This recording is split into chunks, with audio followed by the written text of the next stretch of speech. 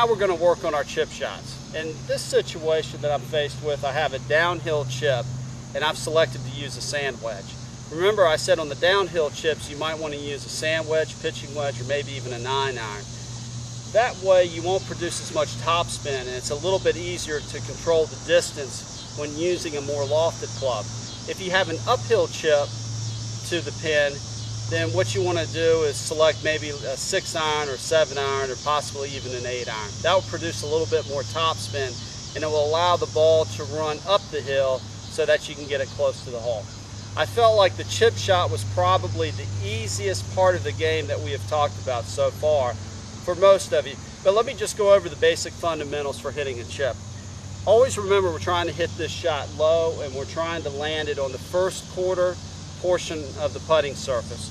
So we're going to play the ball position back in the stance. The next thing I'm going to do is put the grip handle off my left thigh, making sure that my hands are ahead of the golf ball.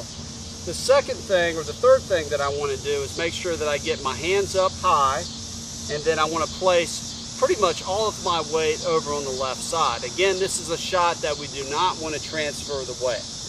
Now, as far as the swinging motion is concerned, I want to make sure that I'm using my arms and my shoulders. I'm not going to get real wristy with this type of swing. If I was to use my wrist, that would produce too much backspin on the ball, and it would also hit it too high, and the ball probably wouldn't run out to the flag stick.